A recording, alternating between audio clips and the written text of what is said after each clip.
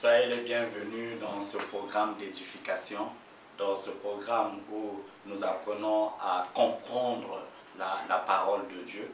En 15 minutes, nous allons parler ce soir du Saint-Esprit. Qu'est-ce qu'il y a à connaître du Saint-Esprit? Ça sera le thème que nous allons aborder tout au long de cette semaine. Alors, le Saint-Esprit est Dieu. Il est égal au Père et il est égal également au Fils. Il possède la toute-puissance de Dieu. Cependant, il ne convient pas de le réduire à une influence ou bien à une simple force. Il est Dieu, le Saint-Esprit. Et dans la Bible, il est présenté comme une personne qui est distincte du Père et du Fils. Dans le récit de la Genèse, il figure aux côtés du Père au moment de la création.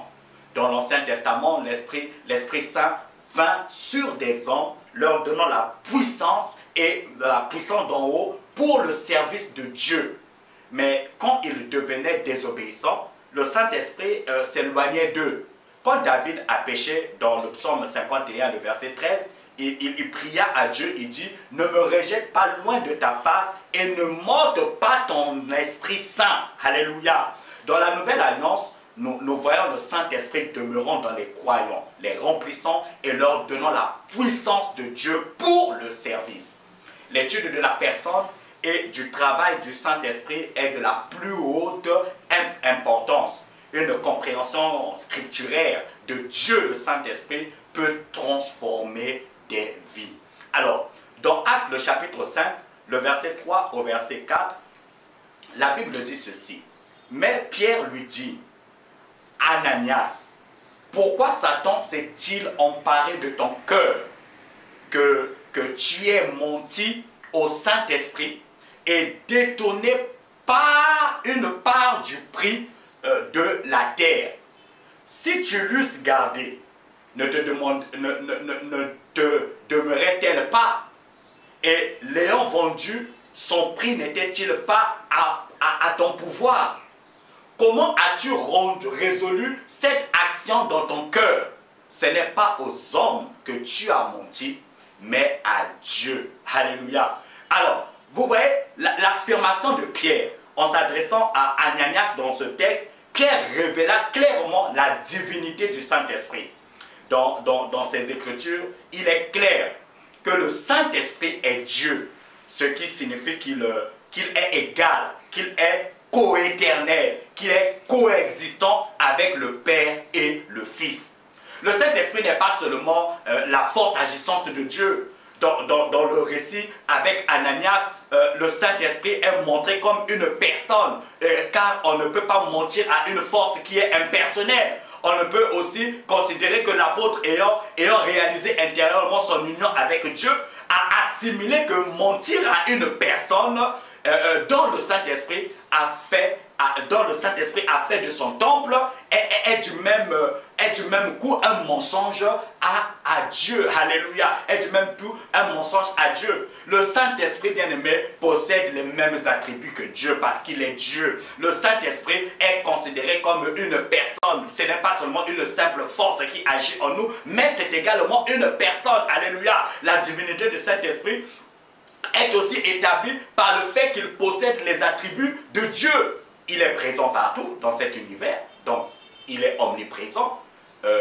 Dans le psaume 139, le verset 7 au verset 10, le psalmiste dit « Où irai-je loin de ton esprit et où fuirai-je loin de ta face ?» C'est ce qu'il dit. Il dit aussi « Si je monte aux cieux, tu y es. Je me couche au sépulcre, tu y vois là. » Alléluia. Si je prends les ailes de l'aube du jour et que j'aille habiter au bout de la mer, ta main me conduira et ta droite me saisira. Alléluia. Le Saint-Esprit, il est le Tout-Puissant. Il est omnipotent. Alléluia. Il est omnipotent. Dans Luc le chapitre 1, le verset 35 au verset 37, la Bible dit « Et l'ange lui répondit, le Saint-Esprit viendra sur toi et la puissance du Très-Haut te couvrira de ton ombre. » C'est pourquoi aussi le Saint-Enfant qui naîtra de toi sera appelé le Fils de Dieu. Et voilà, Élisabeth, ta parente, a aussi conçu un fils en sa vieillesse, et c'est ici le 6e mois de celle qui était appelée stérile, car rien n'est impossible à Dieu. L'ange lui dit que le Saint-Esprit viendra sur toi et la puissance du Très-Haut te couvrira de son nom. C'est pourquoi aussi le Saint-Enfant qui naîtra de toi sera appelé le Fils de Dieu. Donc vous voyez, la toute puissance de Dieu va se manifester dans la femme pour qu'elle aussi, elle puisse engendrer par la force du Saint-Esprit un enfant. Alléluia. Alors, le Saint-Esprit, il est omniscient. Alléluia. Il connaît toutes choses. Il connaît toutes choses. Et cela nous est dit dans 1 Corinthiens, le chapitre 2, le verset 10 au verset 11. La Bible dit, mais Dieu nous a révélé par son Esprit, car l'Esprit sonde toutes choses. Alléluia. La Bible dit, l'Esprit sonde toutes choses, même les profondeurs de Dieu. Car qui est ce qui connaît si ce qui est en l'homme, si ce n'est l'esprit de l'homme qui est en lui. De même aussi, personne ne connaît ce qui est en Dieu si ce n'est l'esprit de Dieu. Donc ce que Dieu connaît, l'Esprit de Dieu le connaît, alléluia. Le Saint-Esprit le connaît. Ce qui est en Dieu, le Saint-Esprit le connaît tout simplement parce qu'il est Dieu, il est égal à Dieu. Le Saint-Esprit est éternel, comme nous pouvons le voir dans Hébreux le chapitre 9, le verset 14. La Bible dit, combien plus le sang de Christ, qui par l'Esprit éternel, alléluia, combien plus le sang de Christ, qui, par l'Esprit éternel, s'est offert à Dieu lui-même sans tâche. Purifiera-t-il votre conscience des œuvres mortes afin que vous serviez le Dieu vivant? Alléluia. Alors, le Saint-Esprit est présenté avec le Père, il est aussi présenté avec le Fils dans les Écritures. Sa divinité est également révélée dans le fait que son nom est cité avec le nom du Père et du Fils au même niveau d'égalité. Dans la formulation du baptême par exemple, dans Matthieu le chapitre 28, le verset 19, la Bible dit, allez donc et instruisez toutes les nations, les baptisant au nom du Père, du Fils et du Saint-Esprit. On voit qu'ils sont placés au même niveau d'égalité. Il n'y a pas un qui est supérieur à l'autre. Dans la conclusion et dans la conclusion de la deuxième épître, par exemple, aux Corinthiens, dans 2 Corinthiens, le chapitre 13, le verset 13, la Bible dit, la grâce du Seigneur Jésus-Christ, l'amour de Dieu et la communion du Saint-Esprit soient avec tous. Alléluia. Donc, vous voyez, on ne les distingue pas. La Bible ne les distingue pas. La Bible ne les sépare pas. Là où il y a Dieu, il y a le Fils, il y a le Saint-Esprit. Paul est clair, il dit la grâce du Seigneur Jésus-Christ, l'amour de Dieu et la communion du Saint-Esprit soit avec vous tous. Alléluia. Alors, on peut parler de l'influence du Saint-Esprit dans la vie et le ministère de Jésus-Christ. La divinité du Saint-Esprit est aussi perçue en relation avec la joie et le ministère de Jésus-Christ. Premièrement, Jésus a été conçu par le Saint-Esprit. Alléluia. Luc, le chapitre 1, le verset 35, que nous avons cité plus haut. D'accord. Deuxièmement, il a été oint par le Saint-Esprit pour le service divin. Dans Actes, le chapitre 10, le verset 38, par exemple, la Bible dit, Dieu a oint du Saint-Esprit et de puissance Jésus de Nazareth qui allait de lieu en lieu faisant du bien. Alléluia. Est-ce que nous comprenons? Donc il dit que Dieu a oint Jésus-Christ du Saint-Esprit. Alléluia. Donc le Saint-Esprit était en permanence dans la vie de Jésus-Christ. Troisièmement, on peut dire aussi qu'il a été conduit par le Saint-Esprit. Christ a été conduit par le Saint-Esprit. Dans Luc le chapitre 4, le verset 1, la Bible dit Jésus rempli du Saint-Esprit. Ok? Jésus rempli du Saint-Esprit revint du Jourdain et fut conduit par l'Esprit dans le désert. Christ s'est donné en sacrifice, pas par lui-même, pas par sa force, mais par la puissance de l'Esprit Saint. Dans Hébreux le chapitre 9, le verset 14, la Bible dit Christ ok, qui par l'Esprit éternel s'est offert à Dieu lui-même sans tâche. Alléluia. Alors, Jésus aussi, il n'est pas ressuscité par lui-même, mais c'est par la force, c'est par la puissance du Saint-Esprit qu'il a été ressuscité. Et dans Romains le chapitre 8, le verset 11, la Bible dit, et si l'esprit de celui qui a ressuscité Jésus des morts, d'abord, habite en vous, donc on dit bien que c'est l'Esprit, donc l'Esprit Saint, le Saint-Esprit, qui a permis que Jésus soit ressuscité. Et Paul est clair, il dit, et si l'Esprit de celui qui a ressuscité Jésus des morts habite en vous, celui qui a ressuscité Christ d'entre les morts rendra aussi à la vie à vos corps mortels par son Esprit qui habite aussi en vous. Alléluia. On peut aussi dire que Jésus a donné ses commandements aux apôtres par le Saint-Esprit. Dans Actes le chapitre 1, le verset 2, la Bible dit jusqu'au jour où il fut élevé dans les ciels après avoir donné ses ordres par le Saint-Esprit aux apôtres qu'il avait choisis. Si Jésus devait dépendre ainsi du Saint-Esprit durant sa vie et durant son ministère terrestre, pouvons-nous chercher moins que la dépendance du Saint-Esprit afin d'être utile à Dieu? Alléluia. Alors, on peut aussi parler des emblèmes du Saint-Esprit parce qu'il est souvent difficile de communiquer une vérité en utilisant des mots. Fréquemment, il ne révèle qu'une demi-vérité. Laissons l'autre partie dans l'ombre aussi. La Bible utilise certains emblèmes pour dévoiler les mystères concernant le Saint-Esprit.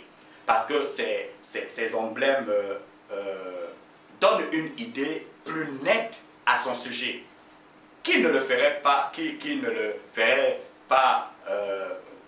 ne le ferait des livres entiers en fait. Alors, le premier emblème que la Bible utilise pour parler du Saint-Esprit, c'est le feu. C'est le feu.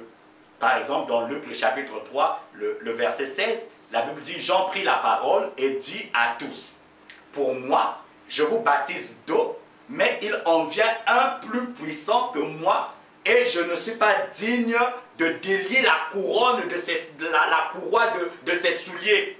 C'est lui qui vous baptisera du Saint-Esprit et de feu. Alléluia. Le feu nous parle de sa puissance. Le feu nous parle de sa puissance qui consumante, sa puissance purifiante dans la vie des croyants. On peut voir ça aussi dans Actes le chapitre 2, le verset 3, là où il est dit, il leur apparut des langues séparées comme de feu, alléluia, et qui se posèrent sur chacun d'eux, et ils furent tous remplis du Saint-Esprit. Le Saint-Esprit, il est parlé de lui dans la parole de Dieu comme étant aussi le vent. On le présente sous l'emblème du vent.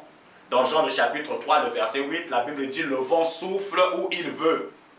Et tu entends le bruit, mais tu ne sais ni d'où il vient, ni où il va. Il en est de même de tout homme qui est né de l'Esprit. Alléluia. Donc le vent nous parle des profondeurs insaisissables et de la puissance vivifiante du Saint-Esprit. Le Saint-Esprit est aussi comparé à de l'eau. Dans Jean le chapitre 7, le verset 37 au verset 39, la Bible dit, le dernier et le grand jour de la fête, Jésus se trouvait là et il s'écriait, si quelqu'un a soif, qu'il vienne à moi et qu'il boive. Celui qui croit en moi, des fleuves d'eau vive couleront de son sein, comme dit l'Écriture. Or, il dit cela de l'Esprit. Alléluia. Il dit cela de l'Esprit que devaient recevoir ceux qui croiraient en lui. Car le Saint-Esprit n'avait pas encore été donné parce que Jésus n'était pas encore glorifié. Alléluia. Donc quand Jésus dit, venez, je vous donnerai de l'eau, et celui qui boira de cette eau n'aura plus soif, il parle du Saint-Esprit. La Bible précise que, or, il dit cela de l'Esprit que devait recevoir ceux-là qui devaient croire en lui. L'eau nous parle de sa puissance de régénération, de purification et de renouvellement afin que la vie des croyants soit remplie et débordante de la vie de l'Esprit. Alors, le Saint-Esprit est aussi présenté comme un sceau. Dans Éphésiens le chapitre 1, le verset 13, la Bible dit, en lui, vous êtes aussi, après avoir entendu la parole de la vérité, l'évangile de votre salut, et avoir cru en lui, vous avez été scellés du Saint-Esprit qui avait été promis. D'accord? Dans Éphésiens le chapitre 4, le verset 30, la Bible dit aussi, et ne contristez point le Saint-Esprit de Dieu par lequel vous avez été scellés pour le jour de la rédemption. Alléluia. Le sceau nous parle de la propriété. Le croyant appartient au Saint-Esprit. Alléluia. C'est une transaction terminée et éternelle. Et enfin, pour terminer cette première partie, le Saint-Esprit est considéré comme de l'huile. Alléluia. Dans Hébreux le chapitre 1, le verset 9, la Bible dit, tu as aimé la justice et tu as haï l'iniquité. C'est pourquoi, oh Dieu, ton Dieu t'a oint d'une huile de joie au-dessus de tes semblables. Chaque fois qu'il est question de l'onction d'huile, ce symbole fait allusion à l'action du Saint-Esprit. L'huile parle du pouvoir d'onction pour le service de Dieu. Les rois d'Israël étaient oints d'huile pour rappeler qu'ils avaient le devoir d'écouter la direction de l'Esprit de Dieu. Alléluia. Alors, je peux encore ajouter que le Saint-Esprit est aussi considéré comme une colombe. Alléluia, comme une colombe. Dans Marc le chapitre 1, le verset 10, la Bible dit, et aussitôt, comme il sortait de l'eau, il vit les cieux s'ouvrir et le Saint-Esprit descendre sur lui comme une colombe. La colombe parle de la nature douce, la nature pure et pacifique du Saint-Esprit. Nous pouvons connaître la paix de Dieu qui surpasse toute intelligence. Ceci arrive quand notre vie est cédée volontairement et entièrement à Dieu. Alléluia. Merci de nous avoir suivis. Nous continuerons avec cette étude sur le Saint-Esprit le vendredi à la même heure. Que Dieu vous bénisse.